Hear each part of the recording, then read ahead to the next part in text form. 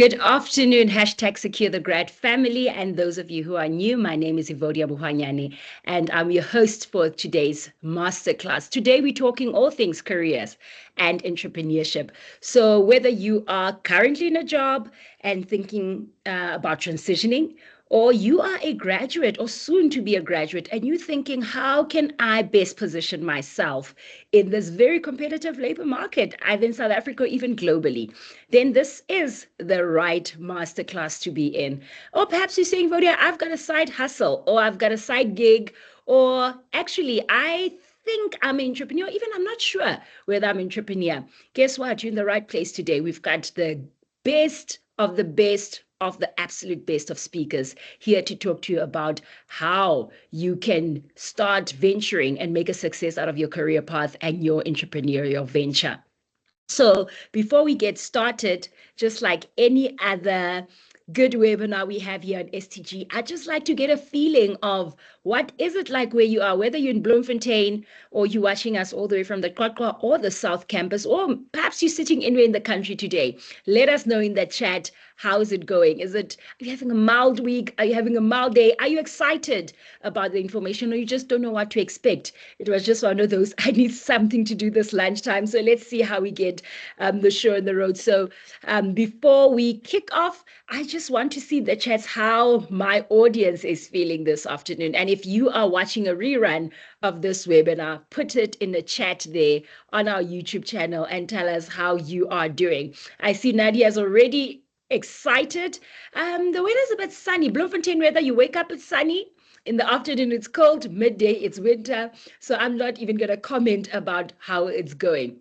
So ladies and gentlemen, please remember, we've got a couple of ground rules in today's masterclass. In order to have the perfect user experience, we want to make sure that we're able to give you the best of the best. So what we've done is we have disabled your microphone as well as your camera for the duration of the session, also because we're expecting many of you to be in here. We want to make sure that the recording is uninterrupted and is flawless. We want to ask that you also join this session using your name and surname.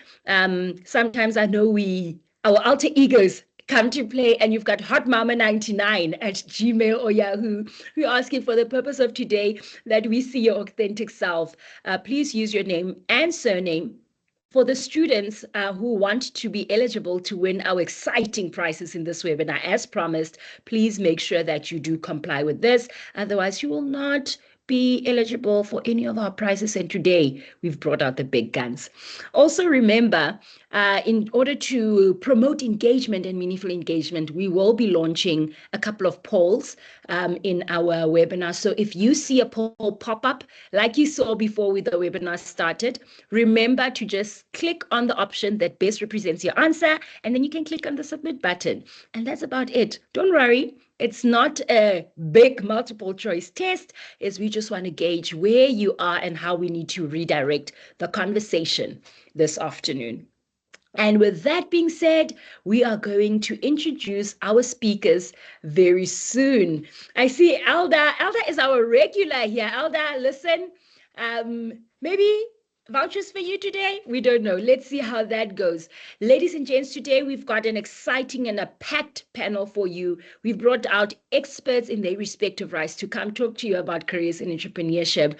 And we've got Kegomoditswe from CCBSA. She's the country specialist. And when we get into jumping conversation with her, she'll do a full intro so that you know who she is and what she brings to the table this afternoon. We also have Tukelo Fako. We don't have Tukelo today. That is not Tukelo. I'm going to move to Refilwe Xaba.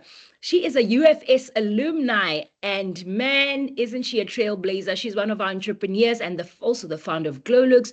We also have Pinky Lebitso, who's also from CCBSA. And listen, she is an award winner, ladies and gents. So we've really brought out the big guns today. We also have someone who's fresh and new on the block, who's Dr. Nkosi, and he is the UFS business coach and in the Incubator, as well as assistant director in our UFS Business Incubator that is newly launched at the UFS. We also have Andiswa, Simba from CCBSA. Andiswa, we excited, and I see we gave you a new identity today.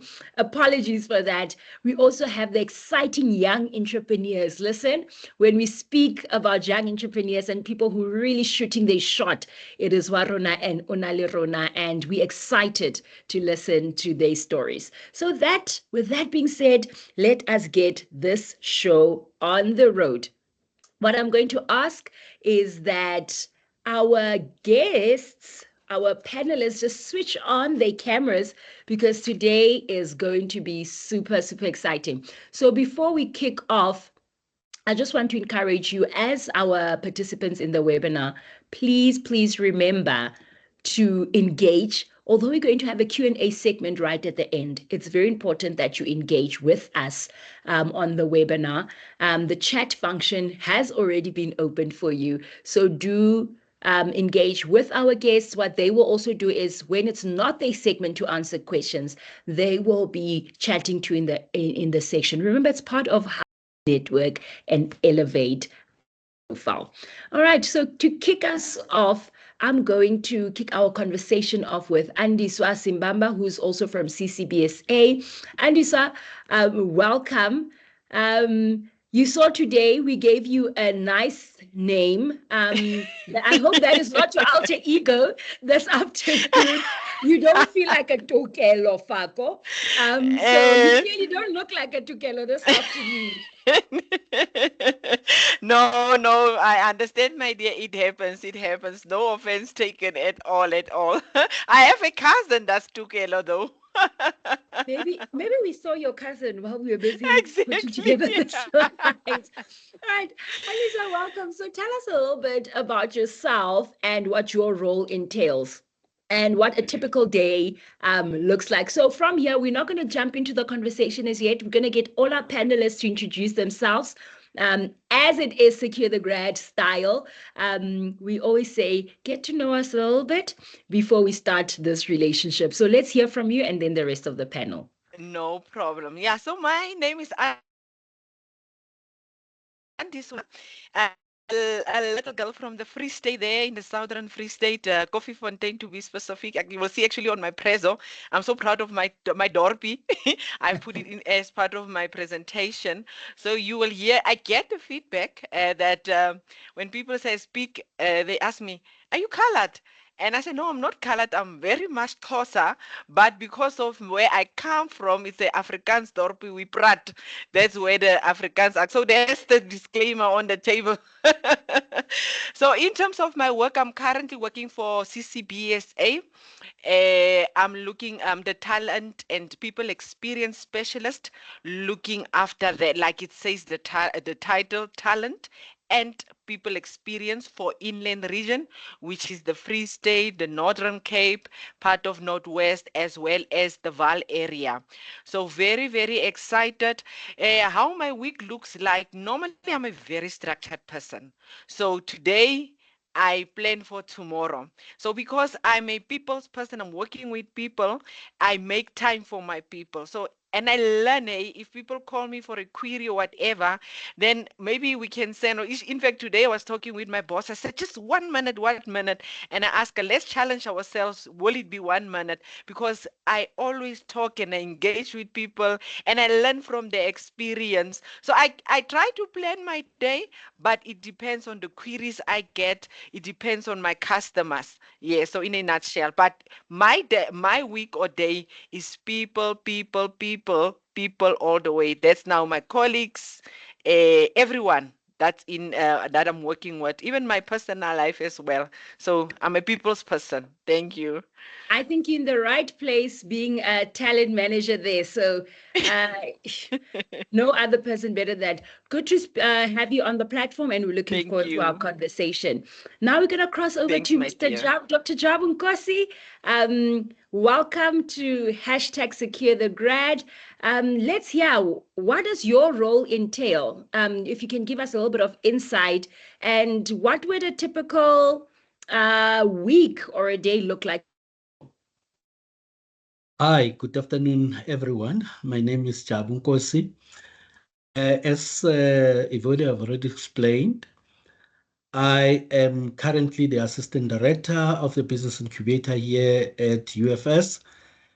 As a new team member, of course, I am more focused on shaping the future of entrepreneurship at the university, at the same time gathering all the information and making sure that I understand, especially the position that I am in now. Yes, definitely I am new, but what is interesting more than any other thing is that I was well received by my colleague Chipo as well as Professor Berger. I am very, very happy. But what is happening currently is that I'm gathering all the information that is needed to make sure that the UFS Business Incubator, it is the best and the best, not only in Free State, but all over the world. That's what I'm gathering. Currently, my job, especially weekly activities. Of course, I am well-structured person, but currently I'm gathering information to make sure that our kickstart of the business incubator is perfect. That's Nkosi. Thank you. Thank you. Looking forward to hearing how we can help shape the student entrepreneurs here at the UFS. Thanks, Jabu. Thank you. So we are going to move over to, let's just see who is on our chat. Kego.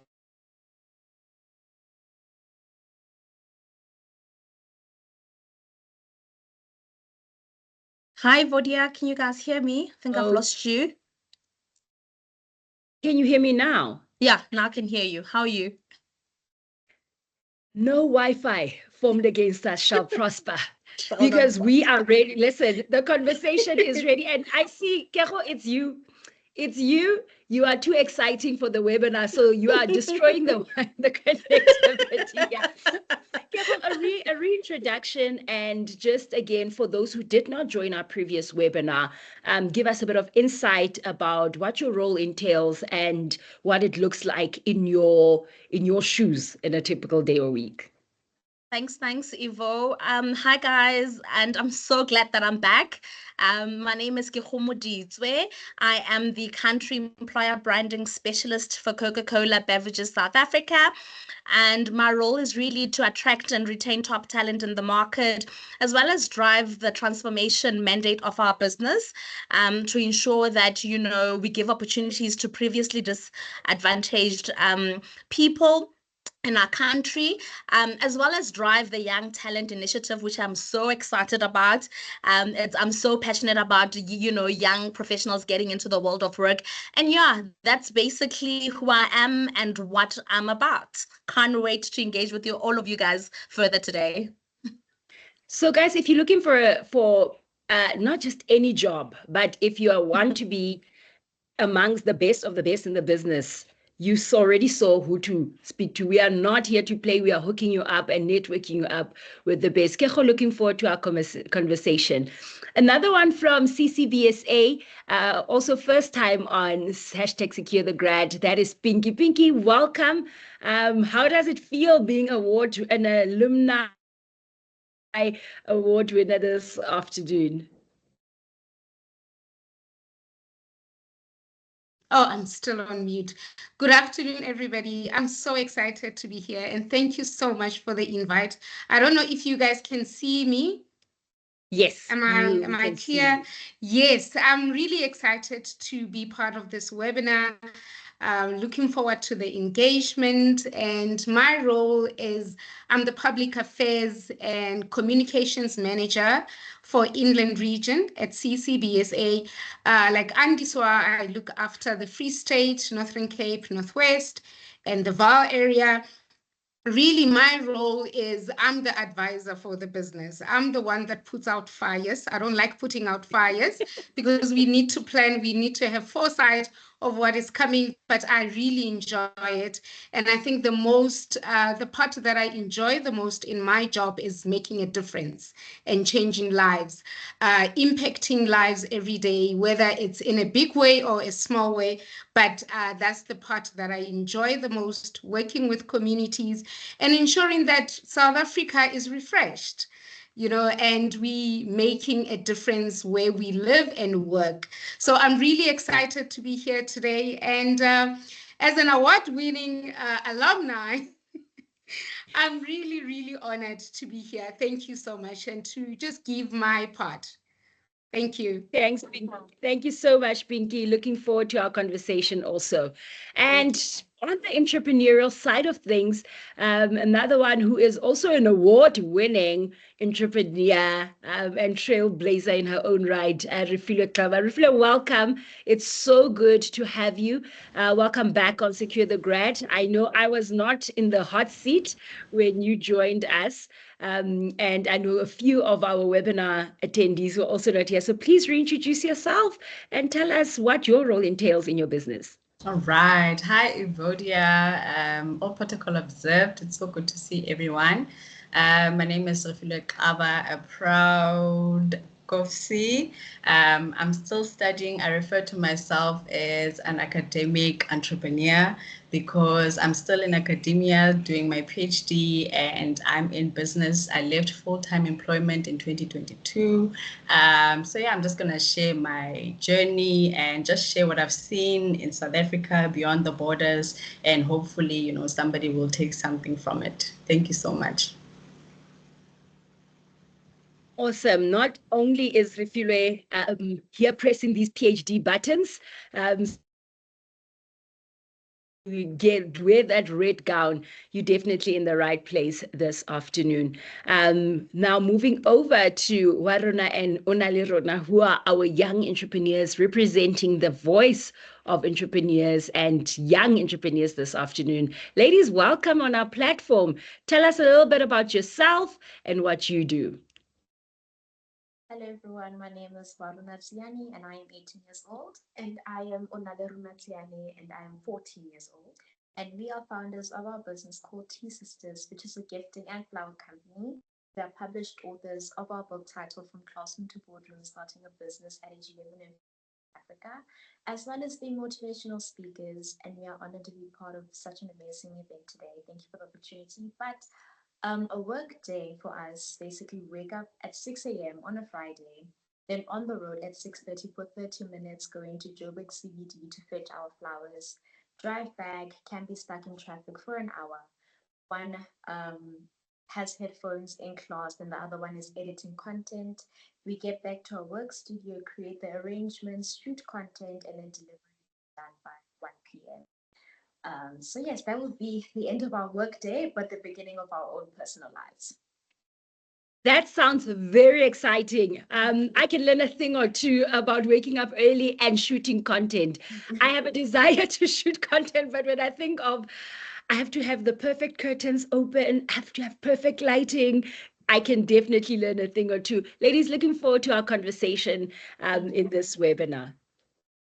Now, let us transition back. We're going to circle back to Andiswa. Andiswa, so let's talk a little bit about your experience and how that has been in the world of work. All right. Can I share maybe my preso? Please go ahead. All right. Thank you. Thank you. Let me just skis. Right. Can you see? Yes, it is visible. All right, 100%. Yeah, so as promised, here is my little dorpy coffee fontaine. So for me, it literally started there. Where I was born and raised. And the reason that I said it started there, because if you grow up in such a small town, you are not privileged to a lot of things.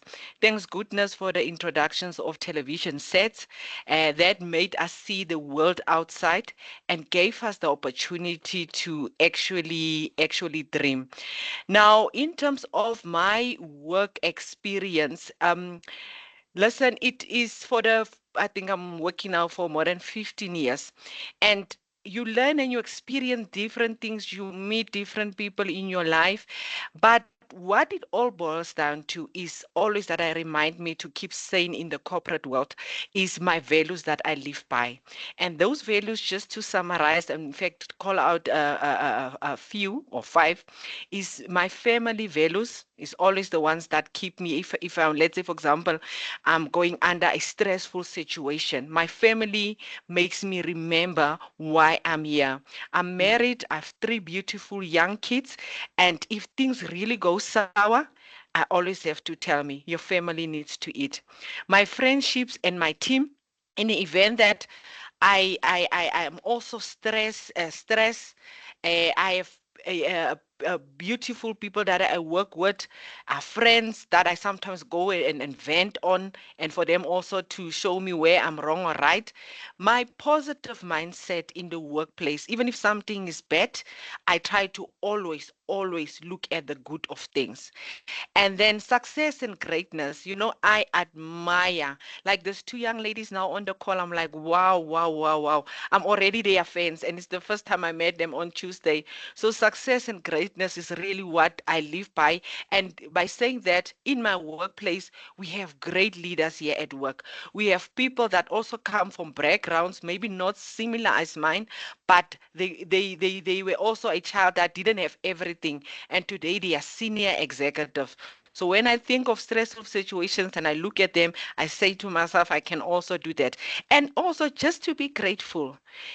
Grateful, grateful, grateful. Gratitude is what I live by and what makes me also value my work here, and that makes me actually respect my work. And I'm guided by this values on a daily basis, and most importantly by my integrity. Thanks, V. That's so important to hear, and I love the fact that you've got your personal values that you have integrated as part of it, because we know most organizations do have organizational values, and sometimes we find ourselves clashing with this. So very nicely put there.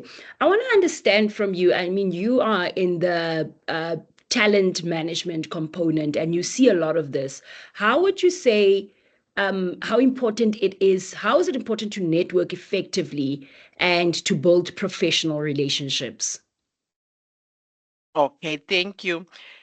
Yeah, so and I'm going to try my best to answer you, but pardon if I'm not answering it the way you have asked it. So when I accepted the invitation, the first thing I thought about, okay, what is the best advice I can give to our young people? And I also want to say, actually, thank you very much to university, because in our days we didn't have the sessions, and I think it's very, very valuable sessions. So my advice will be, it starts with you. Know yourself by understanding your values, your interests, your personalities, and your capabilities. Because if you understand who you are, you will easily be able to connect with others. Secondly, be confident in your abilities and trust yourself. Very, very important. Because when you're confident, a lot of things, even platforms like this, will come easy. And then, most importantly, invest in yourself. So continuous development is very, very important. As I'm speaking you today with you, I've also decided that I'm going back to school, so that as part of my development, I can improve as well. And then also strive for a greatness. Be your authentic self. And the world in general, if you look at it, the world needs that. The world needs more authentic people on a daily basis. Value time. Make time for the right make time for the right things or important things in your life. Mentoring and coaching, and this one is actually what you have asked me, is mentoring and coaching has become so important, because you can only learn from the best. On the picture here on my right, the lady there in the corner is my boss. She's actually a doctor. She graduated this year. That inspired me, and hence I look up to her as my boss, as well as someone that can coach me. Sitting with her there, it was our CCBSA conference a month or so ago. This is our EXCO, people with wealth of experience. My aspiration still as in today, I want, if possible, I would like to have, even if it's just a 30-20 minute conversation with them, understand them in terms of where they're coming from, what can I also do as Andiswa to be an executive in such a big organization? And then secondly, like you have answered, you're building your personal brand and on your own uniqueness. So yes, we have the likes of our exco, they have their own uniqueness. Now, Andiswa, I want to be like them. How can I use my greatness, my personal branding to be like them? So yet learning from their experiences, because I respect them and I can see they have knowledge, world of knowledge. They are very smart people. But me, Andiswa, how can I become like them as well? So that is what I mean by building your personal brand. So in other words, making my own mark. Yes, I want to be with them, like them, but how do I sharpen my own brand at the end of the day? Very interesting. And I think when you put it like that, I want to perhaps wrap up for now our conversation by asking, how can our students learn about different roles? Now that they've sort of established themselves, they have created the networks, and they've established a personal brand. How can they ensure that they know about the different roles and careers, and as well as industries that help them to make informed choices? And how can they align what they're currently studying, their respective qualifications, their skills, and their experiences with a particular role in an industry? Uh, there's one thing I believe throughout my career, that they say knowledge is power. So it's very important. I think you guys, or the students these days, unlike us in the past, you have different social media platforms where there is just information. I mean, if you think of LinkedIn, there is just professionals. It's actually a professional platform. So get as much information and read. So you most probably where you are, maybe let's say you were not as fortunate to have went through career counseling. So you decided on your career because maybe mama is a teacher or mama is a nurse. But now you have LinkedIn. How do you go in LinkedIn and utilize LinkedIn? Look at who is a teacher, look at who is a nurse, reach out to that person, connect to that person, understand what they're going through. Unfortunately, when we look at our career, sometimes it doesn't come as easy as ABC. What I mean by that is that sometimes you need to put in effort. Effort means in some instances you need to volunteer your services, for example, for free. For me, it's good thing, for example, if let's say you want to do, I'm just making an example, internal auditing. You've never been in the internal audit environment. There is, for example, a PwC offices there in Bloemfontein.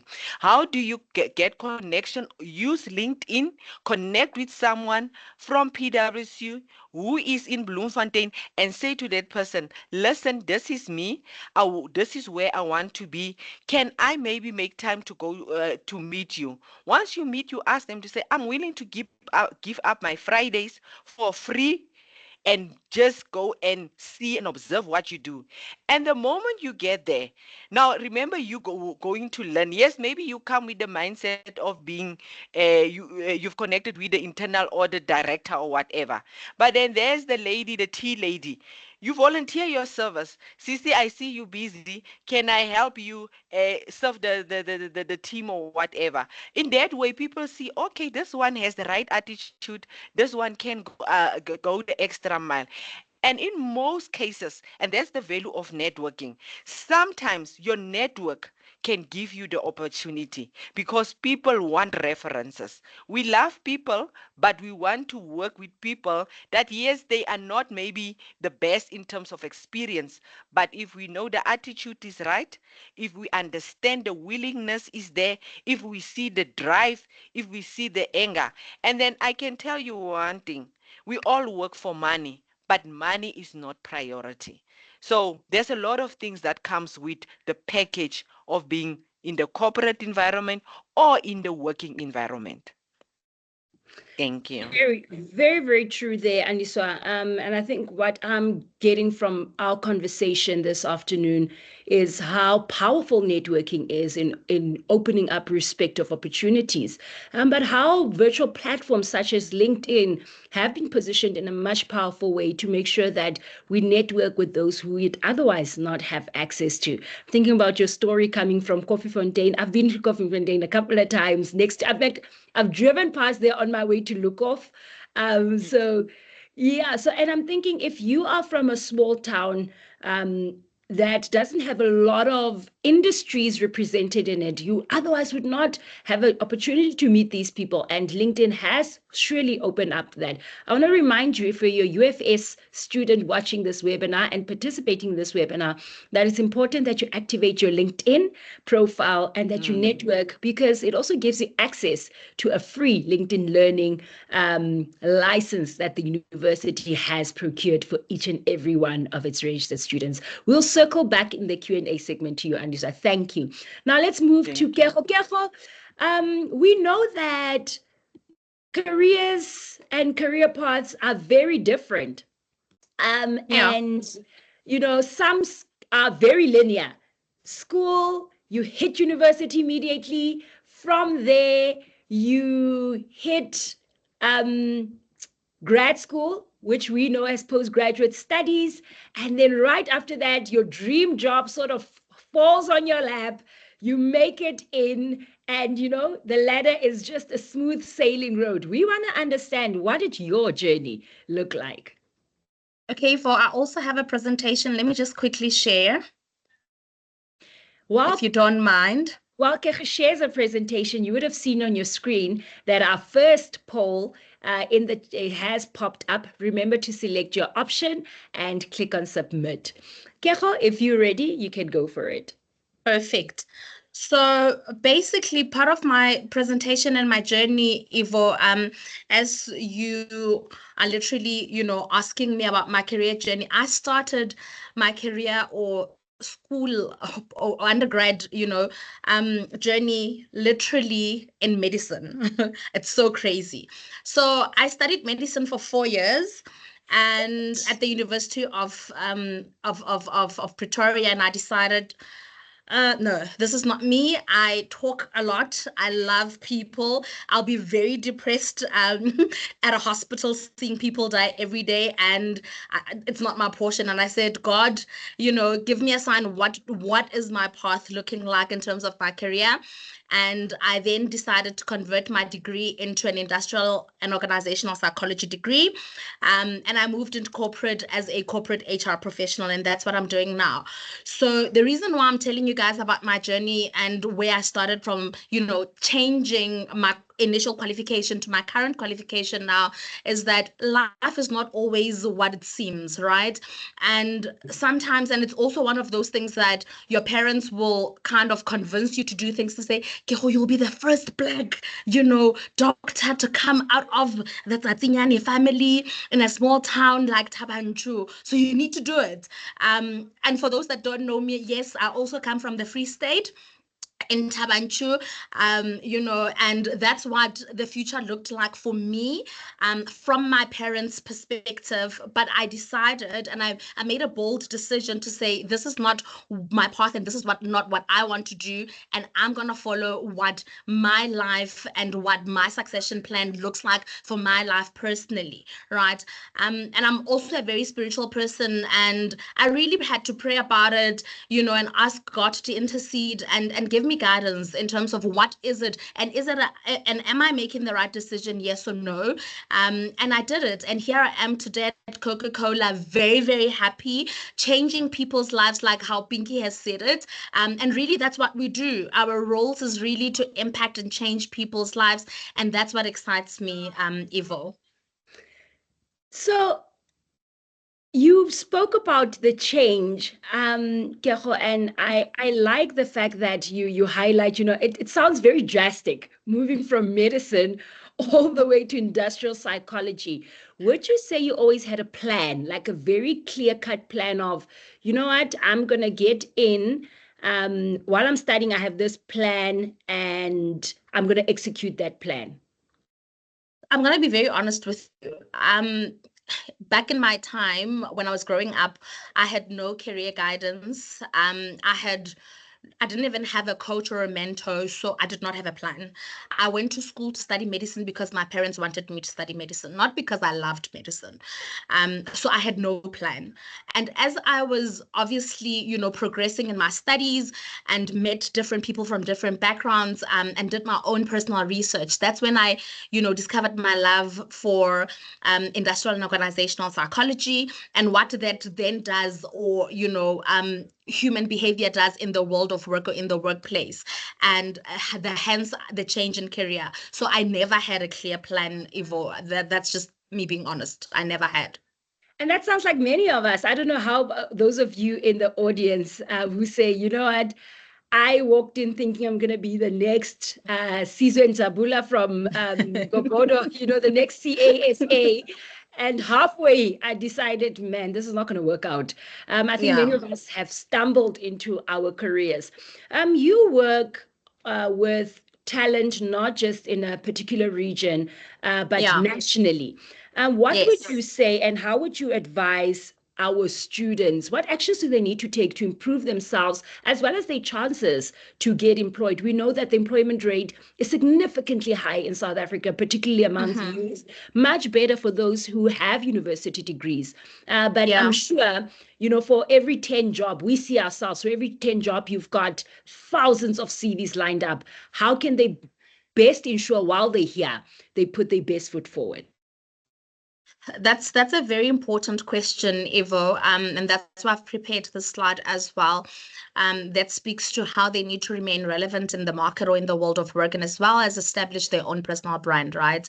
I sit every single day and with over 1,000 applications of people that are unemployed looking to be employed. And, some of them meet the minimum requirements of the roles they would have applied for. Some of them don't. And out of desperation, they're just applying for everything. And that's why you need to be very intentional and deliberate in terms of how you then put your first, foot forward and remain relevant in the market and establish your brand. And that's exactly what I'm talking about. Previously, I spoke about, understanding how the world of work looks like, understanding your area of expertise or your market, which is very important. So being aware of what's in the market really defines the personal brand, and as well as what's happening in the market. It's very, very important in your various industries, having a presence and being relevant in how you engage with people. You and Andiswa have just now previously mentioned LinkedIn. That's a very powerful tool now in the workplace, where people need to kind of position themselves differently. How they speak, what they post is very important. How they connect with different industry leaders that are in the same kind of their industries is also very important. Being real and authentic, guys, I can't stress this enough.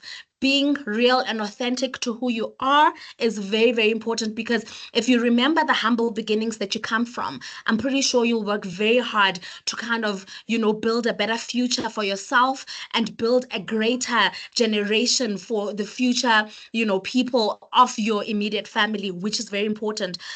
Your appearance as well. How you appear is absolutely important. How you speak, how you position yourself, having a voice in a room where people of influence and power are in is also very, very important. And many of you would ask, how would you do that, right? It's really by networking, being part of different webinars within your various industries, doing a lot of research and prep work, partnering with industry leaders, LinkedIn being one of the biggest part of where you need to connect with industry leaders and remain relevant, and understanding your audience, understanding what people in your industry are doing, watching industry news and really just being relevant. I think that is what's important, and that's how they can position themselves in the market and be, or perhaps let's call it, have a differentiating factor to their peers who have a similar qualification, similar experience and background, it's important for you to show up differently. And that's how we recognize you, in the market, specifically as an HR that needs to go through that intense selection process to hire the best of the best in the industry. So I like the fact that you touch a lot on the importance of networking and having a particular presence, especially in the online space, and one such platform being LinkedIn. In our conversations, a lot of the students will tell you, not even just students, even some of our colleagues will tell you that, listen, I freeze. I'm like a wallpaper when I have to go to a student conference or there's a guest speaker. I just don't know what to say. How can people start this networking thing? How does it even work? And how can they leverage platforms, social media platforms, and professional media platforms to do this? Evodia, I always say there's nothing like a stupid question. I ask questions all the time, and that's when you start conversations, and that's when you start understanding what's happening in your markets or in your industries, right? So if they're at a webinar and they don't even know where to start, just have a random conversation to say, hi, I'm Keho. I'm studying industrial psychology. I would like to know more about you. What do you do? And listen to this person tell you, what do they do? What is their life about? And ask them questions like, okay, how do I then get into the market? These very same questions that you're asking me, these are the questions all our students or young professionals need to be asking in different platforms that they may be part of, right? To say, where from here, because many a times you look at this very well-polished person that speaks very well, talking at a conference, and you're intimidated by them. But little do you know that I always say, guys, even at Coke, they think I'm the craziest HR person. I'm like, we're all human. I don't care if you're a director, we're human. So if you remember that we're human before our big titles, I think that's when you will be able to overcome your fear and start engaging with people more, because there is nothing that beats asking a lot of questions, because there is power of you getting information and having, a more kind of added advantage than the next person, because you're inquisitive and you are willing to, put yourself out there to say, I don't know. And there are questions that people pose me, and I'm not afraid and shy to say, actually, I don't know. You're right. Let me go back, research, and I'll come back to you. There's absolutely nothing wrong with that. So platforms such as LinkedIn, I know sometimes we always talk about LinkedIn and people are like, but I'm on LinkedIn, I'm connecting with you, Kehwan, I'm connecting with everybody else, but I don't get the value from LinkedIn. There's something that we call an in-mail on LinkedIn. You pop someone a message in there and you say, hi, I'm studying medicine and this is what I want to do. And I see you're a medical doctor. Perhaps you're a neurosurgeon, and that's where my path is. Can we set up a meeting? And you don't just send that one message and hope it sticks. You connect with all of those people in that space, and I'm telling you, 1 out of 10 will respond to you. Absolutely. And I speak from personal experience. It is scary, because you're thinking, what am I going to say to the CEO of the World Bank, for argument's sake? It's worlds apart. But I really want to encourage you taking that first step and also following up. So Keho, something like personal, we're going to step off this topic now, but I want to wrap up by asking something like personal career preparations. What can students do right now? What tips and tricks do you have for them around how they can prepare for their careers? Okay, so I've got about 5 tips that I have for our students today. And I think I touched on this before, but I'd like to kind of delve a bit more into it. I spoke about personal branding, and for me, it kind of it speaks to me personally, and I'm very passionate about it, because if you do not understand who you are as a person and as a professional, you really are lost, right? And people's perception of you is not necessarily the reality and the truth of who you are. So if you remember how you were brought up with all those morals, integrity, honesty, and really being true to yourself, I think that's where it all starts. Humility and respect goes a long way. And if you have that, that's the basis of you building your own personal brand. I know we have these two brilliant young entrepreneurs that are our guest speakers as well on this call. And I'm pretty sure they're also very respectful, and that's why they are able to kind of build a brand for themselves. And they are so relevant in the market, specifically to young people that can relate to them. So personal branding, guys, is important. That's the first tip. The second one is doing your research. Andiswa touched on this. I cannot stress it enough. Research, research, research. Understand, changes in emerging markets. Understand changes in your industry, because the only thing that's consistent in this whole entire world is change, right? We're here today and gone the next day. So if you understand that the world is moving at a speed of a lightning, you will understand how important researching and being relevant is to yourself and your career as well. Okay. The third thing being, let me just do this, sorry.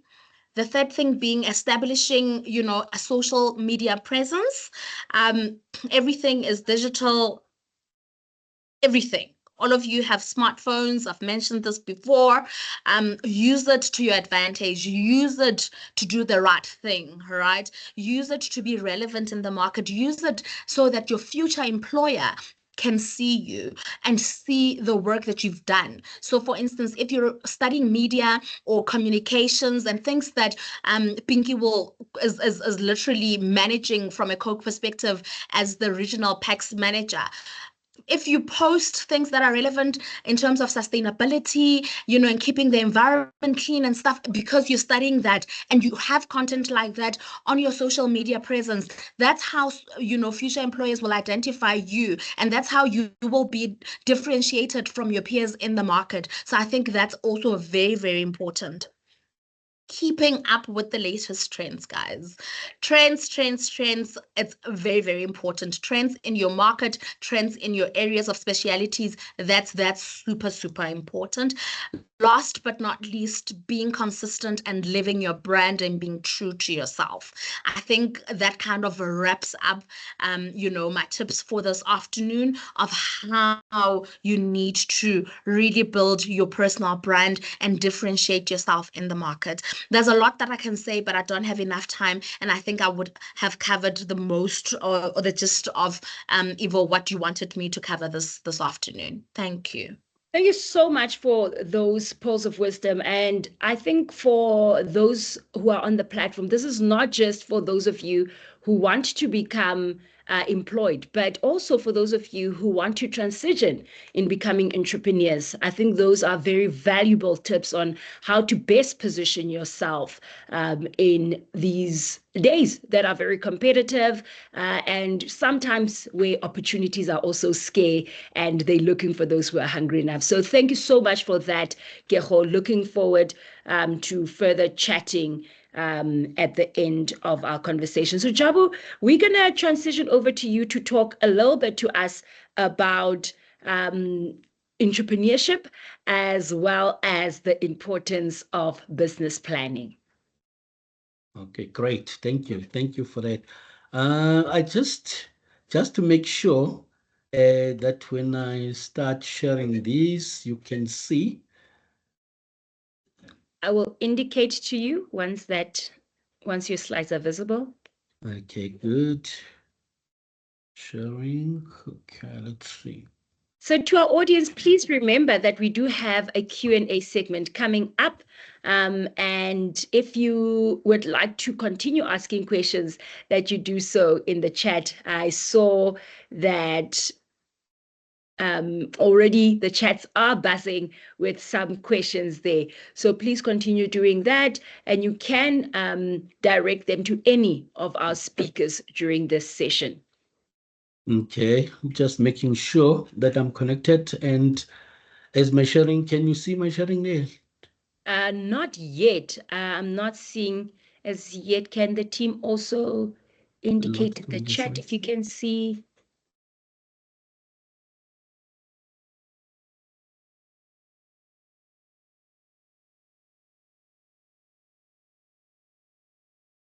Okay, let's see.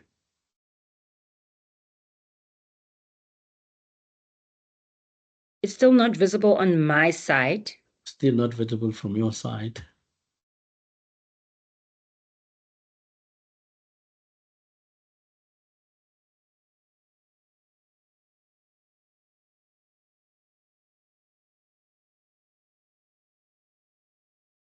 Is it still not visible from your side? Because no, unfortunately not. Jabu, can I ask Yes. that you send it to our technical team, Bonolo and team, that they can display from their side as well while we have the conversation?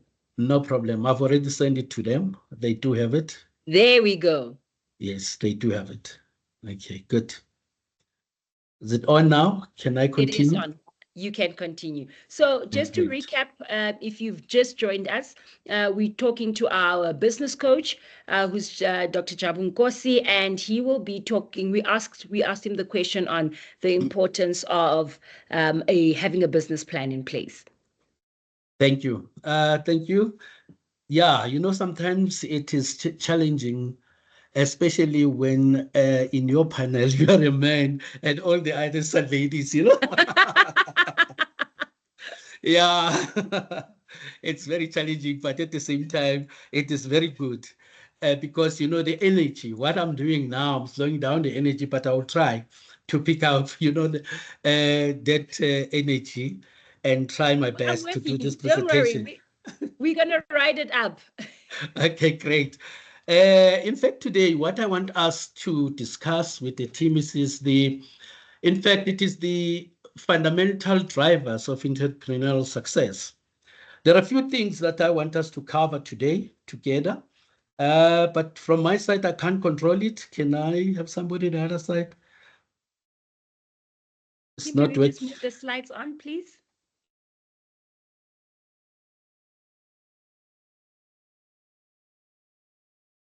Yes, somebody. Yeah. Thank you so much. There are some few key topics that I would like us to explore together today. The first one, for example, I want us to look at why business planning is important. Because you cannot start a business without a business plan. You cannot start a business without making sure that you understand your roadmap. Business plan is the key to success. Without a business plan, your business definitely will never be successful. The second thing that I want us to look at it today is, what are business incubators? What do they do? How they help us in order to make sure that we can drive our ideas, that we can make sure that we establish the best business ever. And then another thing that I want us to look at is, if we do have the business incubators, what is the role of business incubators, especially UFS business incubators? And thirdly, what are the benefits to student entrepreneurs? How can you gain from the business incubators if you are a student, especially here in UFS, or not even a student, but if you're somebody who is really interested to know more about business. You know, when sometimes you start a business and you go along with the business, but without a mentor or a coach, you go along the way and you find out, yeah, my business is not doing it. What are you going to do about it? I remember one time I started a business. After 3 months starting the business, and I realized that the business is going down, but I was alone. Then what I did, I went back to the drawing board and start again reviving that business. That's very important. And then another thing that I want us to look at this afternoon is how universities can empower aspiring, especially the entrepreneurs that they want to enter into the business world. How do we help them? And then what is a good value proposition? Because you cannot start a business without a value proposition. What is that you are bringing to the market? Did you research the market? Do you know exactly how do you enter this market? Why are you entering with that product? Why do you think about the solution without thinking about the problem? Because your solution must make sure that it's addressing the problem. And then another thing which is very important, whenever you start a business, you realize that most of the entrepreneurs, they start a business without really looking at the blind spots. You start a business, at the end of the day, your business is not successful because of the blind spots. That's very, very important. And then another thing which is very important is, what are the tips that you can use in order to pitch a business plan? That's very important. How do you pitch? How do you attract your audience within the 30 to 60 seconds of your pitching your business ideas? And then another thing which is very important, after pitching, how can you maximize the impact of constructive feedback from the people that you are pitching to? That's very important. But before we start with that, let us quickly go to this quote or inspiration from Eric Ries. Now, this is very important. I know whether I've got to read it or not, but Eric Ries is saying this: success in entrepreneurship requires the ability to persist through adversities, adapt to shifting market, and maintain unyielding belief in one's mission. Resilience, more than brilliance. Set apart those who strive in challenging environment. What Eric is saying here is that you can start a business, but at the end of the day, if you don't adapt to the change of the market, your business will never survive.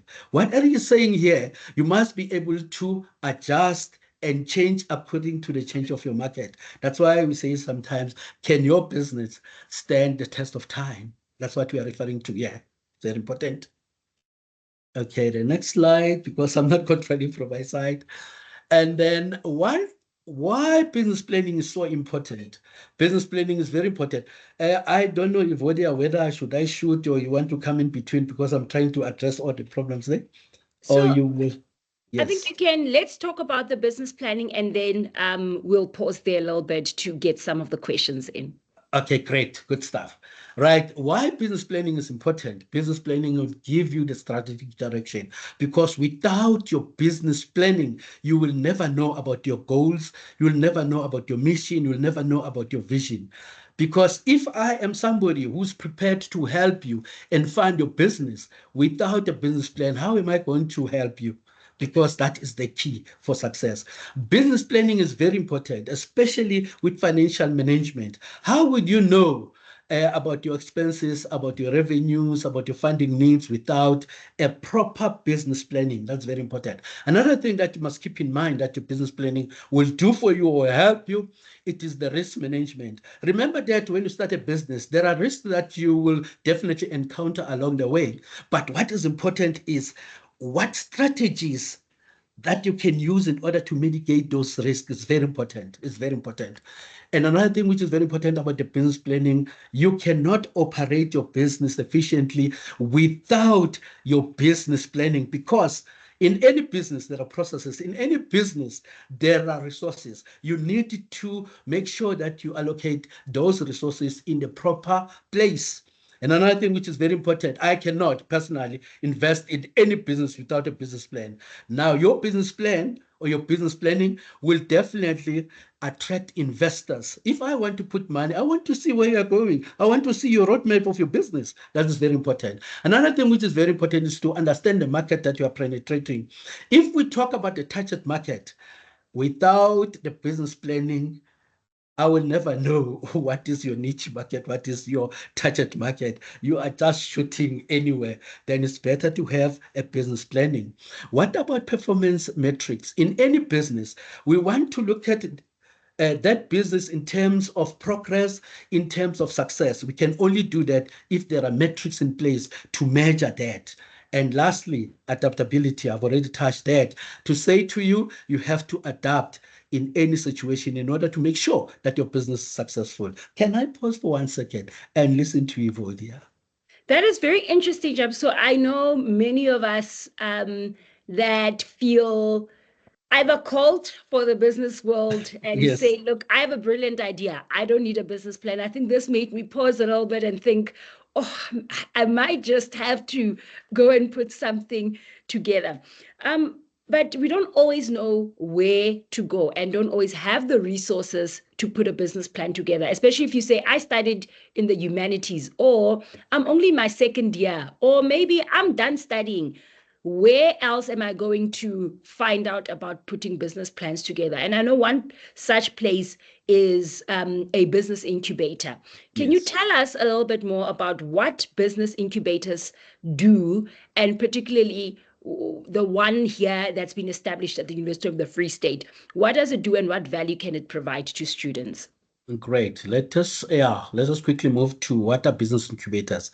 What I'll try and do first sorry, before I answer the question, it is very, very important to know that the business incubators support startups by providing them the resources. For example, if you don't know how to do your business plan, the business incubator will help you how to develop that business plan. Maybe if I'm talking about the business plan, when you look at it, hey, something big, something that I don't understand.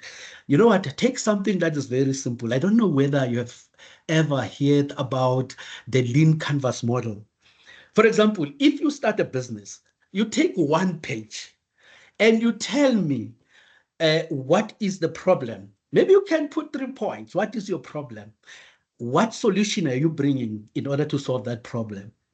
What resources are you going to use to do that?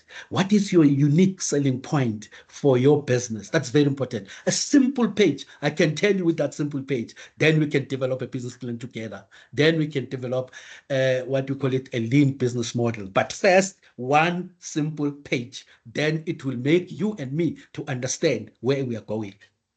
Right. Okay. These are what we call them the business incubators. Now, business incubators support startup by providing resources, guidance, and services, as I've mentioned. There is one thing that is very important. Many people, they only think about business incubators, right?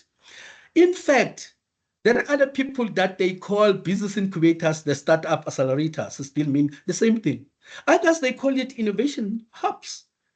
Some of them, they call it entrepreneur centers or entrepreneurship centers.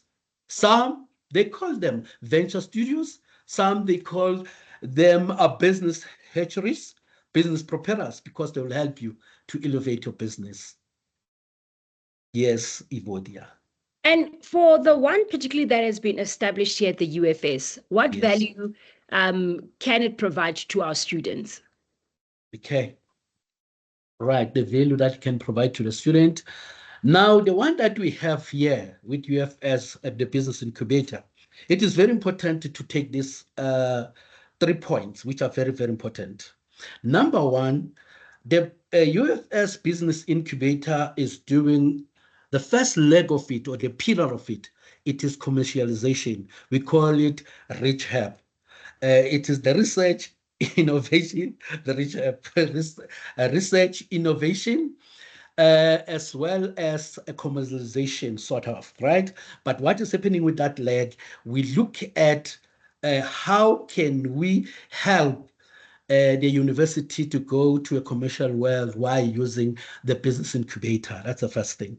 The second leg of our business incubator here, it is, we call it SSD, Student Startup Division. The Student Startup Division, it will help you as a student if you are coming up with an idea. How can we take that idea forward? How can we test whether the idea that you are coming with is relevant to the market that you want to penetrate? That's very important. And the third leg is CD. CD is community development. Remember that the university is not running at its own, but it is surrounded by communities. Now, because it is surrounded by communities, the same the UFS Business Incubator, because it is surrounded by communities, what will happen then? It is important for us to help the community to develop as well. That's very important. That's very, very important. Okay, but now let's go to the next slide to show you what value, the value of business incubators. That's very important, especially to students. Now, when you are having a business incubator to students, it is very important to know that that business incubator will give the student an expert guidance, because in that business incubator, we have mentors, we have people that can give you advice in order for your business to be successful.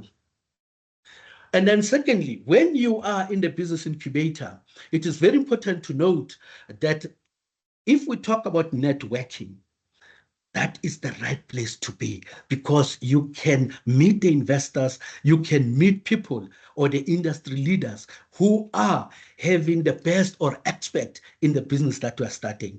What about resource access? Because you are there, you are going to get that. You are going to get a space where you can work. You are going to get the tech that you need to support your business. Whatever type of equipment will help you with that.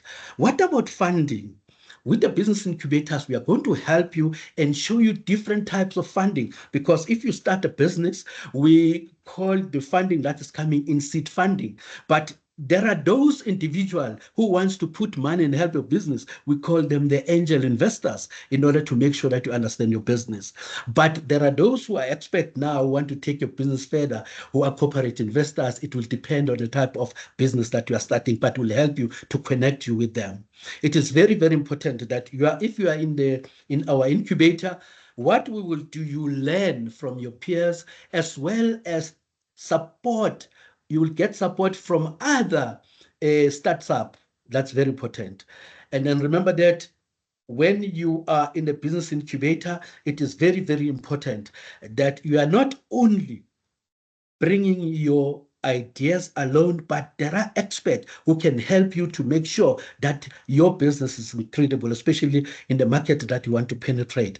Another thing which is very important is the focused growth. That's very important because you will grow here according to the program and scaling of the market that you want to enter. Educational workshop will provide market insight, legal and admin support. That's very important.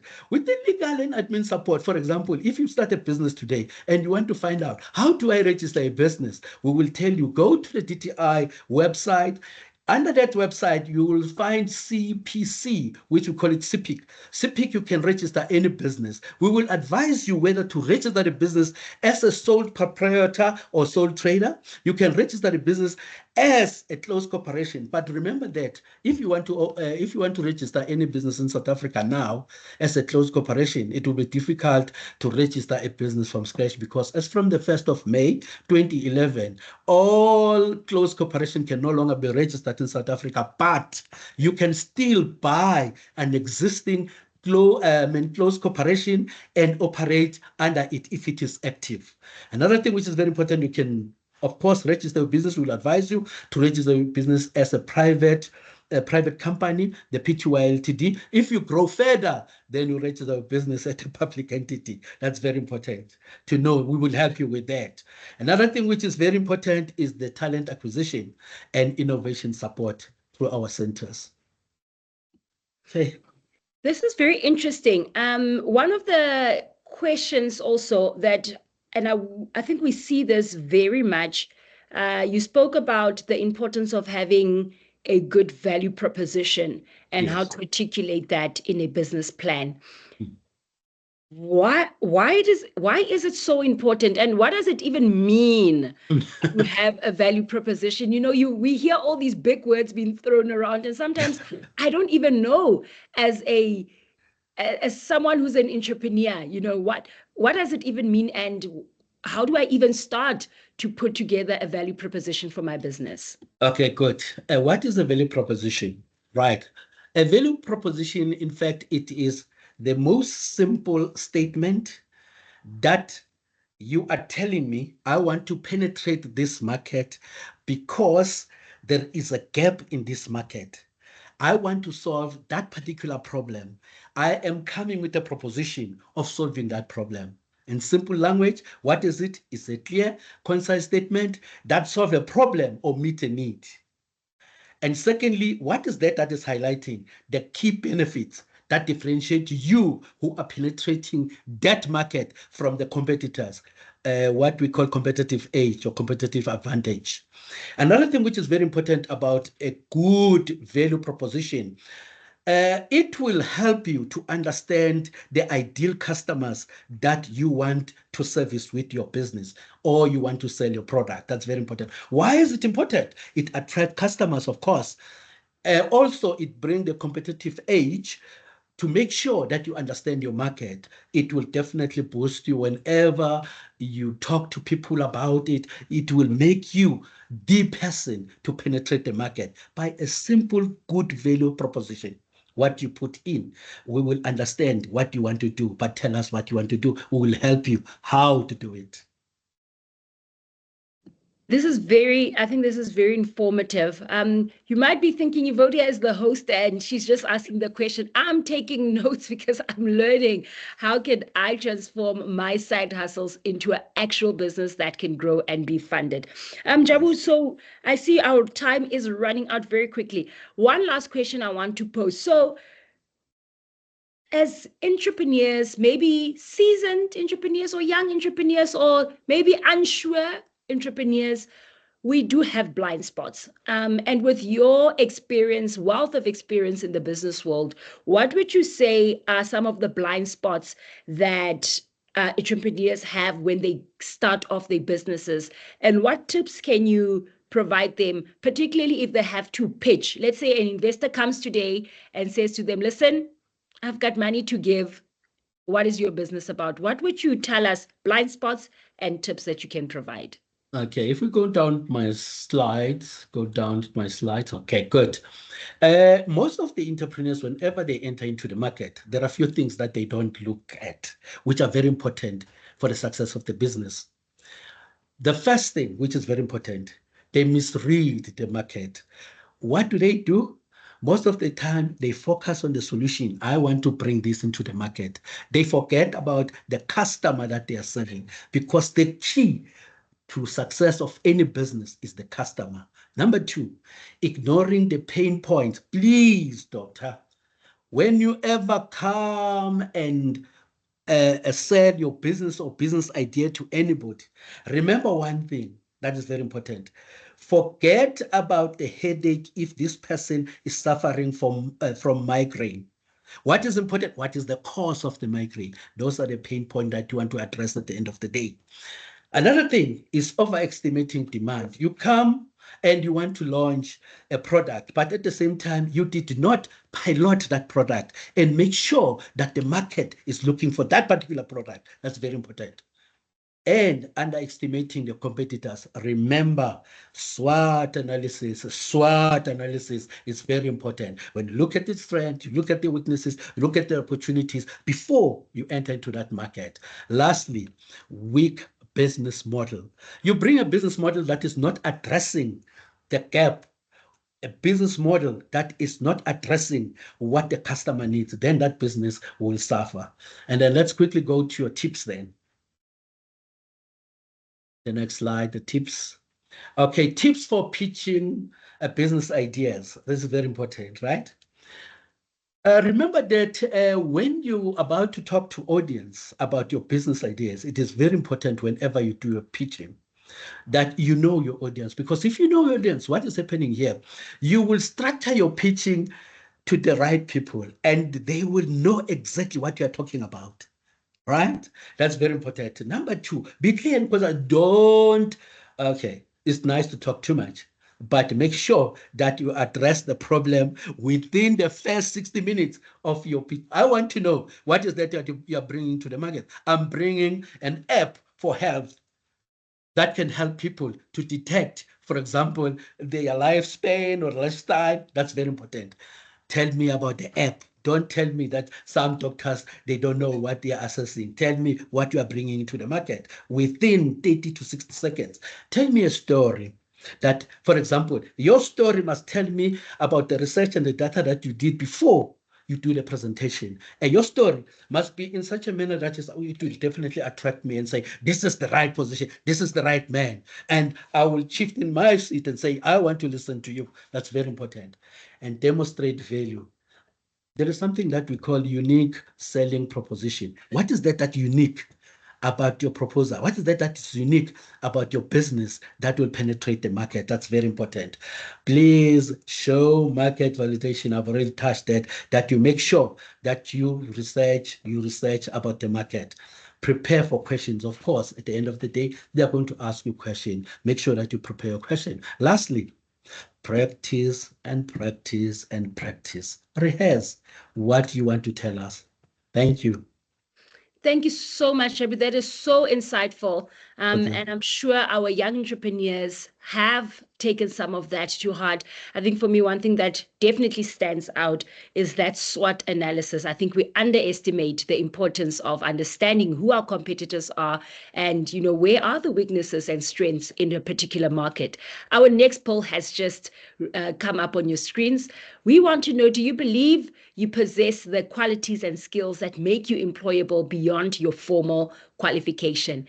Click your applicable option and then submit the button, and then you can exit the poll. So we want to ask, so we're going to move, Mr. Jabu spoke to us about, in a broader sense, what the business plan is about, how to create a value proposition, and then also some of those blind spots. He wrapped up the conversation talking about, tips of how to have that good and ideal business pitch. Now let's speak to Refilwe, who has put these components into action and made a success of her business. Refilwe, welcome once again, and we want to know from you.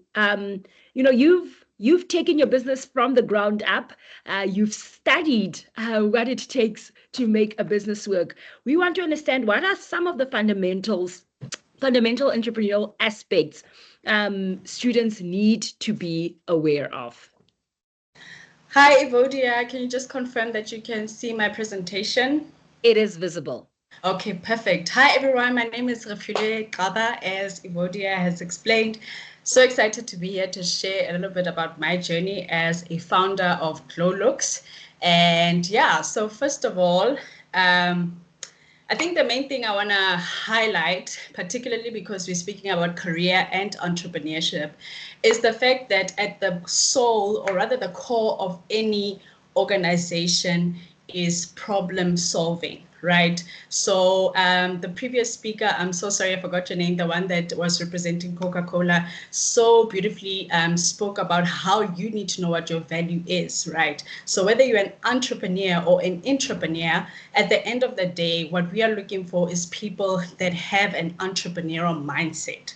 And that speaks to your way of thinking. And right, when you have an entrepreneurial mindset, that speaks to how you do things, whether it's in your own business or whether you're working in somebody else's business, right? And at the core of entrepreneurial mindset, or having an entrepreneurial mindset, is first of all curiosity, right? And that really just speaks to number one. The same lady, the one that's representing Coca-Cola, also spoke about just being aware of your environment, being aware of the trends that are happening in your environment. It can be your personal environment, it can be your work environment, right? What is happening? What are people crying about, right? The only thing that is constant, as mentioned also, is change. Things are always changing, and now you have to find where your value is going to be placed. So that speaks to being curious, that speaks to exploring, scanning your environment. And then the second one is then the value. Now that you've scanned your environment and you've sort of figured out where your skill set, your competencies, your characteristics will be best displayed, now it's what value can I bring, right? When I mentioned during my introduction, I mentioned that I'm in academia and I'm in entrepreneurship. And for the longest time, so I'm one of those people that did not have a linear plan. So for the longest time, I didn't know how they would factor in together. But it's as I'm very, sort of journeying in my journey, that I'm seeing the importance of having that research background in my problem solving in entrepreneurship, right? Being able to collect information, to dissect information, and to dissect it, and to sort of make it make sense to normal people. And when I mean normal people, I mean people that are not speaking the academic language, which is sometimes where we get lost. You're either just academic or just in the market space. So I've found a very nice spot for myself. And also connections, the importance of networking. And not networking only in a sense of meeting people, telling them what you do, or finding out what they do and how you can sort of, bring the two together, but really connecting from a problem solving, perspective. The previous speaker, that Dr. I think it's Dr. Jabu, I'm so sorry, I'm bad with names. He mentioned the importance of, what problem are you solving? are you solving it for yourself, or does it actually mean something to your customers? Because sometimes that's where we get lost as entrepreneurs. We get lost in the creation process, but does that, your creation or your innovation, does it actually mean something to the people that you are serving? Connections, as in be connected to what's happening in the world, be connected to what people are saying, stay connected. You're on campus, right? We are here. I'm here because I'm still connected to campus, even though I'm still, I'm doing my PhD, but I mean, I left campus a long time ago, but I never let go of my connections. I nurtured my relationships, even if it's not always a give and take. You're not in relationships just to get something or to give something. One day, that investing of time, of resources, it will pay off. So for example, whenever they ask me to join a webinar, I am there. I'm going to be there because that's me nurturing my networks. So yeah, that's just the top 3 things that I would really want you guys to focus on when pursuing entrepreneurship. That is amazing. And I think we underestimate this level of detail that one needs to bring in. Now, Refilwe, I want to understand, or I'd like you to share a bit of your story. You spoke a little bit about, getting into your job in 2022, leaving your job, continuing with your studies, and being a personal client in one of your businesses, having to see how the business has grown. I'm interested in understanding what does your story look like in entrepreneurship, and how has your professional experience helped you in shaping this success? Wow, I think, okay, so I started working in high school. I worked at the tuck shop. I sold snacks during lunchtime. So I've always been somebody that's ready to work, to use my hands, to get experience. So formal employment, I started in 2016 at the UFS, and I worked at the Center for Development Support. And one of our programs was the entrepreneurial value chain, which I'm so happy to see that now it finally led to an actual, established incubator on campus. So we were one of the founding members in 2017 with Dr. Van Sale. And for me, I think the most important thing about what I learned in my profession, linking it to my business before I speak about what has transpired in the business, is first of all, understanding the concept of work, understanding the fact that you need to bring something to the table, right? You need to always take initiative. Even if you are in an environment, I was in a very structured environment, but one of the things that my boss always commended me on was that I'm somebody that took initiative beyond what was required of me. And that led to me being given other opportunities beyond my scope of work that have opened greater doors, because now, there's an opportunity to go and pitch at, the Premier's office, one of the research projects that we had. And I said, yes, I'll do it. And I went. So there was never a time where I said, no, I can't do it. But I think just that openness to continued learning, and just that openness to, just being aware of what's happening in your environment and equipping yourself. So I've always carried that through even into my business. So my business is GloLooks. We focus on natural hair. We make use of natural ingredients, particularly those that are grown here locally by farmers in South Africa. And we really pride ourselves in that, and the fact that, we are in control of our value chain from production to distribution. So it's something that we are actually very, very proud of. So in 2019, we opened a hair salon, so to link the products and the services, but I'll speak more about the hair salon at the end. So I think so much has happened, but in a nutshell, some of the things that we are extremely proud of is, first of all, we are one of the few that actually have our SABS products, rather our SABS testing in South Africa. So we are absolutely proud of that. That was an 18-month program.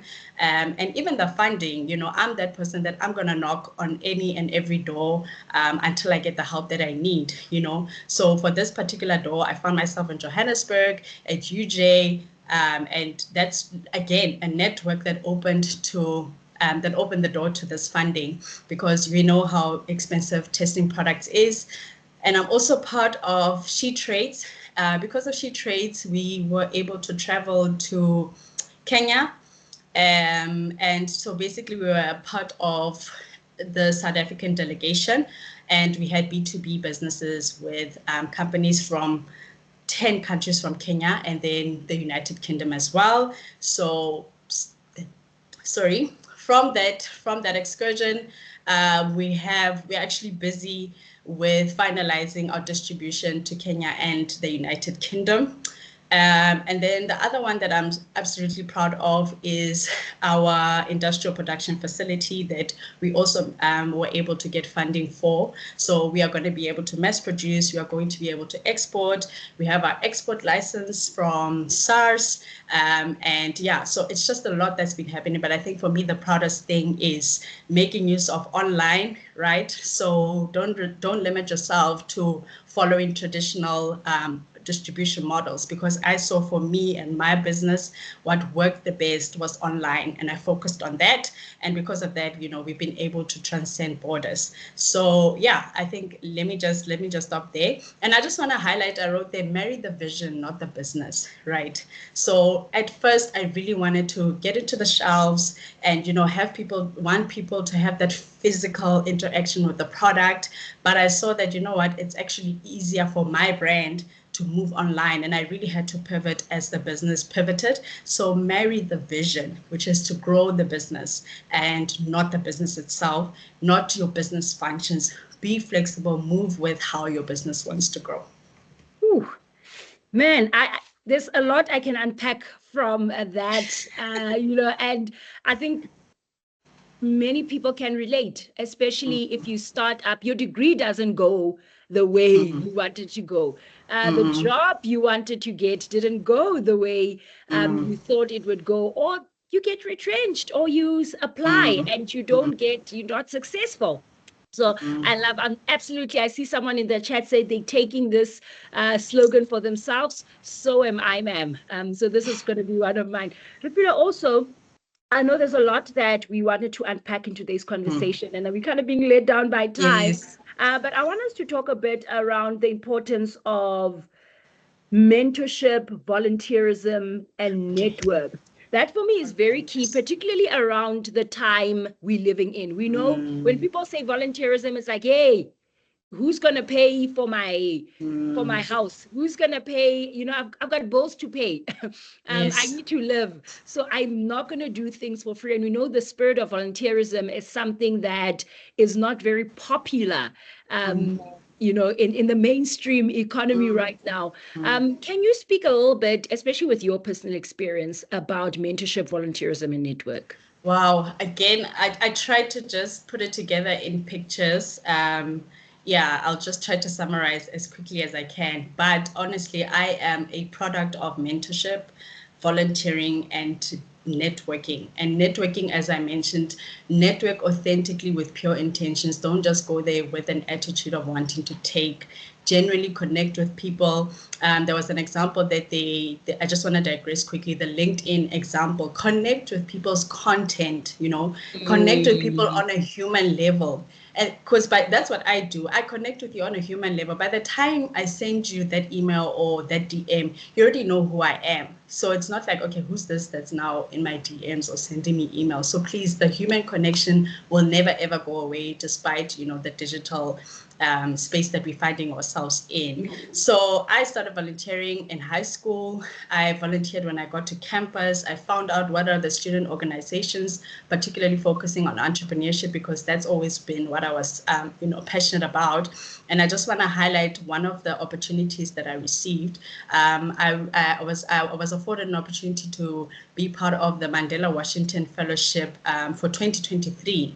And out of all the things that they look at, and this is what I always tell people, they look at how are you involved in your community? How are you serving your community? And that's really one of the things that allowed me, apart from my business, apart from my professional experience. That's one of the things that opened that door. And because of that door, I have a distributor, an independent distributor in Florida, USA, because of that door that was opened. It's not a big, distribution, but the fact is that my products are in Florida, USA, right? And obviously the point is to grow further than that. But the volunteering and connecting with people and allowing yourself to be mentored. One of the pictures I put there at the bottom is working for the Mangaung corner, right? Which came from me being a fellow. And the fact that before that, this work that I did for them for free because they asked me to assist. And I said, yes, of course, I'll help you until, I was contracted and, now I'm being paid for my services. So never look down on volunteering. You're not wasting your time. Just make sure it's in line with what you are wanting to build for your personal brand, and also you're in a space where you can contribute value. You're not just there to volunteer, but people can actually see your value, and you can package it and sell it to somebody else that will one day be willing to pay for it. So it's absolutely, absolutely important. I want to, and I know we'll park this question if we have time for the Q&A segment, that you think about a little bit. Particularly, you spoke about the many doors that, mentorship and being part of these initiatives, as well as networking, have opened for you. I think one of the things I was interested in that I want you to think about is, what has contributed to your success, and what can others who want to follow a similar path talk to? We'll come to that question. I'm going to park it a bit so that we move quickly to Warona and Onalerona. Warona and Onalerona, welcome to the platform. Very similar to Refilwe, I'm going to ask that you also share with us your success stories as young entrepreneurs. Hello, everyone. So my sister and I started our entrepreneurial journey in November of 2021. We started by selling balloons and treats at our local markets. At that time, we thought we were making a lot of profit. However, we then realized that actually we were not making any profit at all. So we then decided to close down the balloon business and carry on with the treats business for about a few months. After that, we also realized that we wanted to make multiple streams of income. So we decided to start our flower business, and those two businesses are still operating till this day. And then in the beginning of 2023, we decided to start our podcast titled From Becoming with Wawa on a Podcast. And it was a podcast that interviewed young entrepreneurs and industry professionals. Sadly, we closed down the podcast because it was too time consuming and we weren't as passionate about the podcast.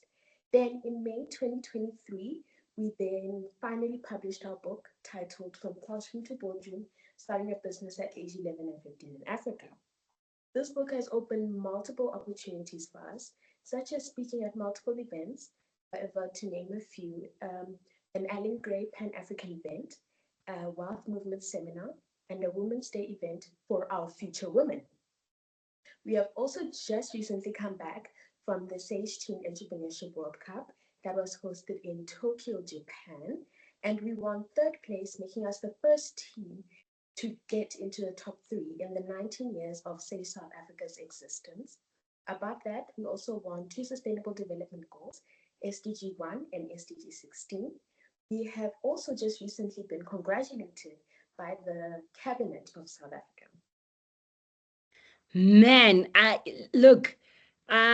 am over 30 and I have not bagged as many accolades as the two of you have. And I think I'm super proud of that. Very inspiring. Tell us a little bit about your book, From Classroom to Boardroom, and where can people get a hold of this?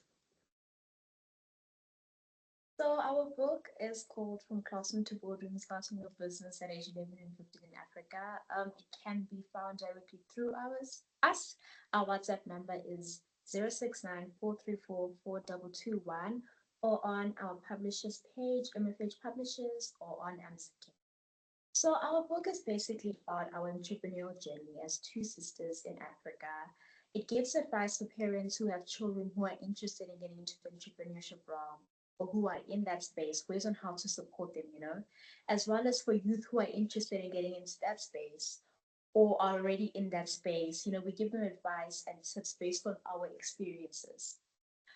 So we created this book because we felt like when we started our businesses, we felt like there really wasn't anyone we could read up on or look up to who we could actually relate to. So we want for other youth or anyone who's interested in getting into the entrepreneurship realm to be able to, relate to us. And we also found that a lot of parents who had children interested getting into the entrepreneurship space wanted us to mentor their own children. And we thought, why not just put it all in a book so that's accessible to everyone?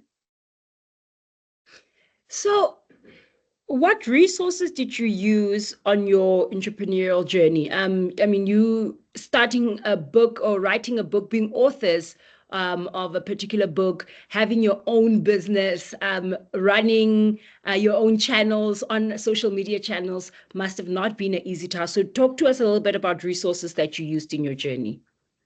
Okay, so firstly, we actually have business mentors.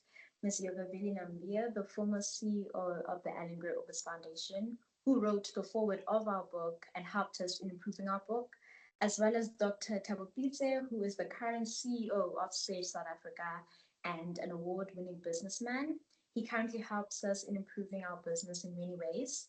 Then we have our parents who are both in business. They help us every day in every possible way you can imagine. And then we also used to be part of a foundation which brought young entrepreneurs like us together, which has made our clientele grow even more. And then we actively try to go to as many networking events to learn from industry professionals and take the tips and advices they give us into our business. And then lastly, we use social media a lot to advertise our businesses on Instagram at WawaXUna and our TikTok, Trees and Flowers by TS. Then we've been on a number of radio stations. I'm going to name a few: FM, City FM, and Metro FM. And then recently we have also been on national TV at Newsroom Africa and Playroom TV Live. So those are the resources we have used, as well as entrepreneurship books. So you've spoken about, the CEO of Sage, Alan Gray Orbis Foundation. What support did you have as you embarked on your entrepreneurial journey? Because we know that very few of entrepreneurial ventures become successful in South Africa. Some of them don't even reach semi-maturity stage. How did you get support? So we have received a lot of support from our family and our friends. They were the ones that helped us start our clientele, advertise to their friends and other families.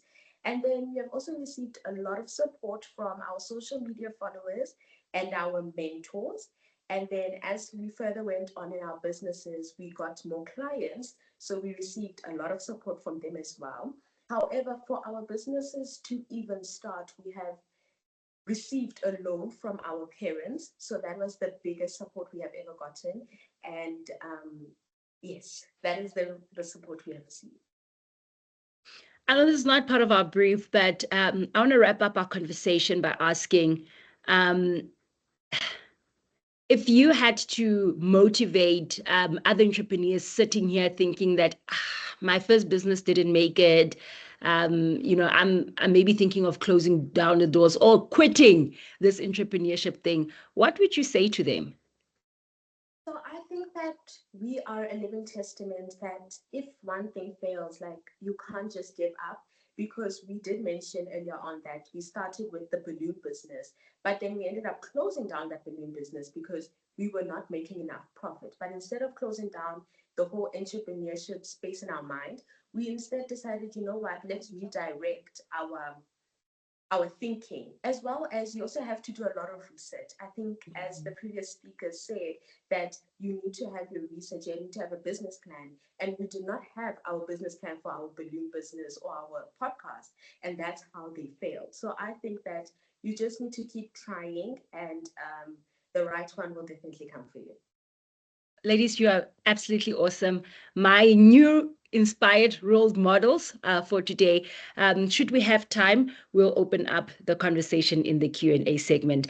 Let's wrap up our conversation with Ms. Pinky Lebitso. Pinky, you have, so people want to know who invited the young entrepreneurs. They are coming from Ms. Pinky Lebitso. She has asked us to beautifully spotlight their story, and I'm glad we've had the opportunity to do so. Pinky, if you are, there we go. Pinky, your journey is one that is quite interesting, from what you've studied to what you're doing and what you continue to inspire. Tell us a little bit about what your career journey has looked like thus far. Thank you so much for the opportunity, Evodia. I saw someone on the chat said changing a career it looks very daunting. Yes, I studied BSc. I did microbiology and biochemistry, went to honors, and my dream was to work in the lab. You know, I don't know why I wanted that, but that's what I wanted to do. So when I joined Coca-Cola, there were lots and lots of opportunities that were presented. Refilwe spoke about volunteering. In the workplace, we don't call it volunteering. We call it you raise your hand. They always say, raise your hand. You know, I raised my hand a lot of times. And with those activities or the jobs that I had to do, I was not getting paid for them. But it was an opportunity for me to learn. So it's important that as a young person, when you get into industry, you are open to learning. You humble yourself, you learn as much as you can, because you don't have the experience when you join. The people that have been there have the experience and they will share that with you. So, and during my time at CCBSA, at Coke, I started in Bloemfontein. I was in technical. I was a microbiologist. I was in the quality department, learned a few things around quality and moved to technical. At some point, I was even a team leader for the engineers because I started learning how to operate those machines. And as new engineers came into the business, I became their leader without. And it's all because of the passion that you have, your willingness to learn and asking as many questions as possible, and networking. Everyone has been talking about networking the whole day, the whole afternoon, and it's important. It's an important element for you to grow and achieve your goals. I think that is something we cannot echo enough in today's conversation. The power of networking, the power of raising your hand and saying, look, there's nobody to do it. I'll definitely do it. I think that's coming to the fore very much. There's a lot of work that you and the team does, and particularly organization CCBSA does, in offering support for career development as well as support for entrepreneurship. Can you talk to us a little bit about that?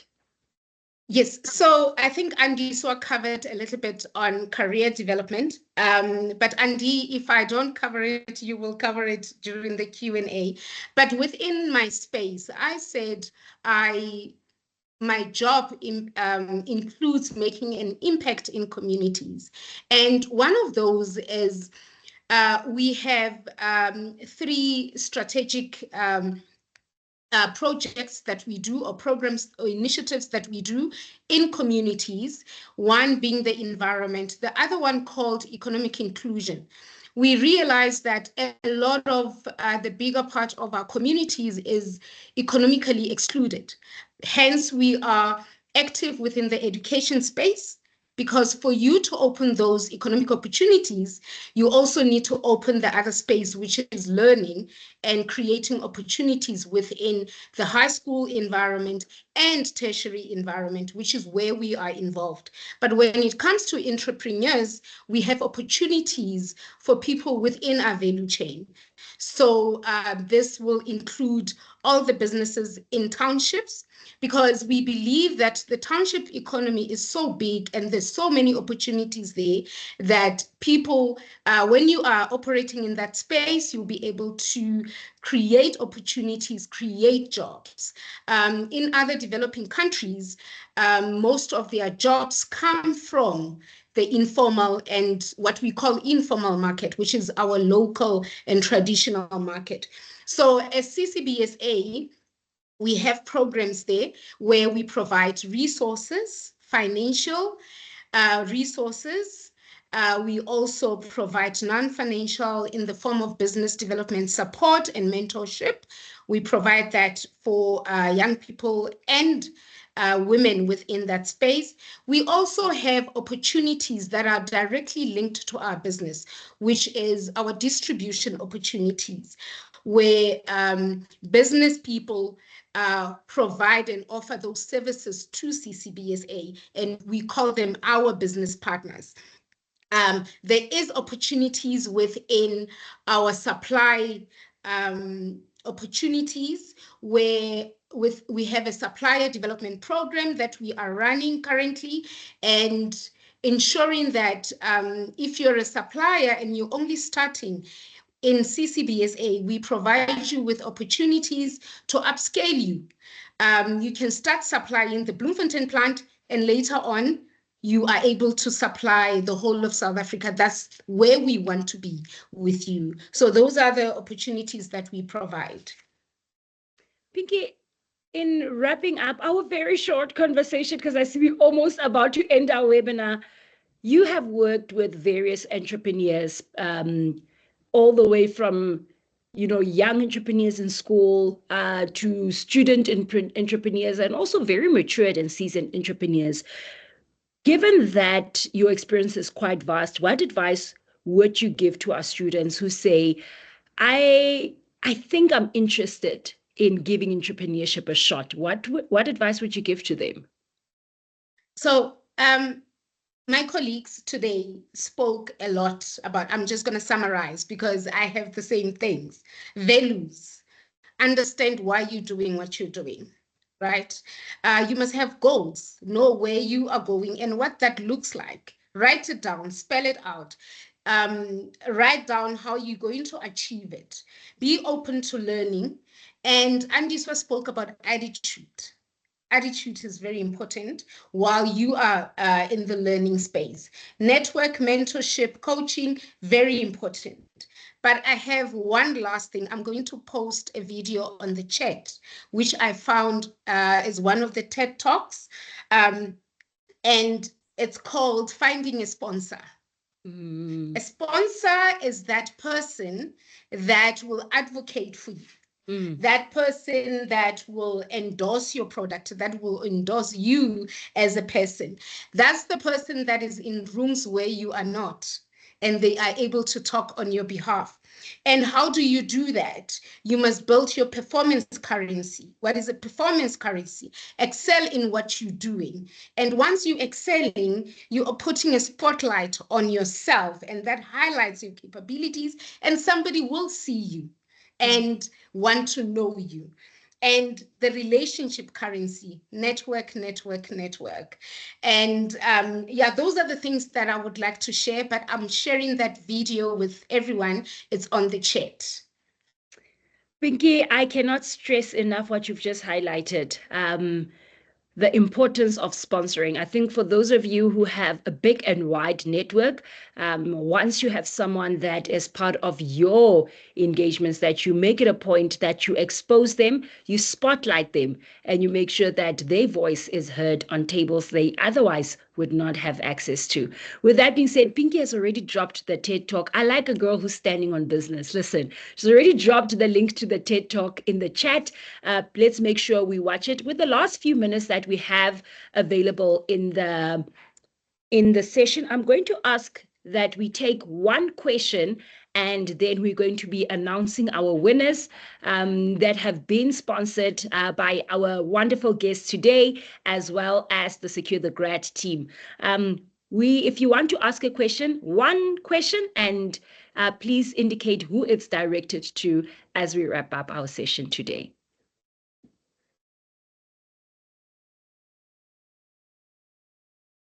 I think our panel was quite good.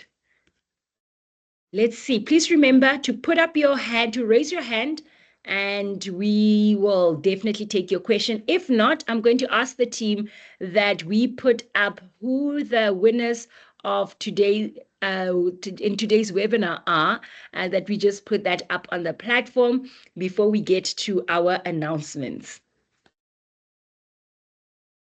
Team, do we have that slide ready? Here's a question. How do you choose a mentor? And I mean the best one, and what aspects do you look for in a mentor? That's a very good question. Refilwe, because you've spoken quite a bit about the value of mentorship. Can you answer the question while we display the winners there? Yeah, sure. I think very simply, I struggled with this at the beginning. So the first thing is you need to know what you need a mentor for, right? If you're coming to me, do you need strategy? Do you need finance? Do you need me to maybe just connect you to an Evodia who could be your sponsor? What do you need, right? And then in that, also remember what is the expected outcome of the relationship, right? So we have to be walking towards somewhere, and it has to be clear that we are both in agreement that this is what I'm taking your hand for. And once we get there, I'm letting go, because sometimes we love our mentors so much that we don't want to let go. But when it's time to let go, and then move on to the next one. It sort of felt like a personal thing there when you spoke about the letting go, because I think, you sort of grow in relationship with the person and becomes very tricky to let go. Very good advice. Ladies and gents, I am so sorry that we have to cut our conversation there today. You know what they say, time runs out and you don't even know where it goes to, and you're having so much fun. We had a lot of fun with our speakers in today's webinar. And before we wrap up this webinar today, we want to say a huge thank you to our team from CCBSA, and that's Andiswa, that is Keho, as well as Pinky. It was amazing having you. To our authors and young entrepreneurs, Warona and Onalerona, you ladies are awesome, and I hope you have a prosperous journey further. And also our business coach, Mr. Nkosi. It was absolutely amazing having you. And last but not least, Refilwe, thank you so much for giving a voice to those of us who need to express our crowns. I think your products, I personally have used the GloLooks products and their services, and I can attest that it gives such an expression to something that we hold very dear. I think most women can tell you that you are not confident to even speak and let your voice be heard if your hair is not intact. And, trying to find the right product is a mess. And thank you so much, Refilwe, that you've not given up on that vision. And I want to say thank you to the Secure the Gradders. You guys have been amazing audiences. If you are a winner in our webinar today, please remember to send us an email at securethegrad@ufs.ac.za. Before we end up with the announcements, I'm going to give Pinky an opportunity. Pinky, you want to say something there before we wrap up? No. All right. So I'm good. Thanks. Thank you, Pinky. So remember, we have a Student Wellness Day coming up on the 27th of September. GloLooks Campus, this is your opportunity to hang out with us, exercise wellness, as we make sure that we are in the best shape to run our careers. Also remember that on the 4th of October on the Bloemfontein campus, we will be having our study session. Come with your books, come prepared, and we will be partnering with very awesome people that will help you in your journey to securing that grad. We'll be wrapping up this year's webinars with our very famous Against All Odds webinar. Be sure to come, invite your friends and your friends' friends. Remember, if you had to jump off our call, the session is recorded and you can catch it on our YouTube channel. Just look for Secure the Grad on YouTube and you'll find today's session. That will most likely be in a week from now. So next week, this time, the session should be up. Alternatively, you can get it on the UFS Career Hub. Ladies and gents, you have been a wonderful audience. Remember, if you need support, support is there at the University of the Free State. You've got GPS Contact Center. Do call us on 051-401-9111, press option 2. Alternatively, you can also send us an email on gps@ufs.ac.za. If you need any support around academic advising, please contact our Bloemfontein team on advising@ufs.ac.za. If you're in the South Campus, that will be advising sc@ufs.ac.za. If you're on the Kotwa campus, that is advising q@ufs.ac.za. Alternatively, WhatsApp us. Drop us a WhatsApp on 087-240-6370. And our success coaches will be happy to chat to you and refer you to the right people. You can also catch our advising team on Facebook. And if you need any tutorial support or you want to know which modules do we provide free tutoring in, you can contact us astep@ufs.ac.za. With that being said, also remember,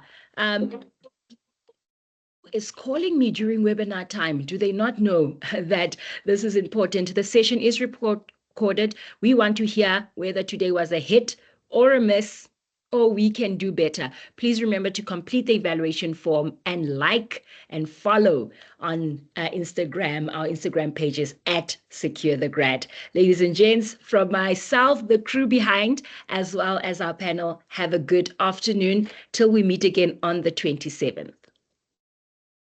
Thank you. Bye-bye. Thank you. Bye. Thank you. Bye. Thank you. Bye, guys.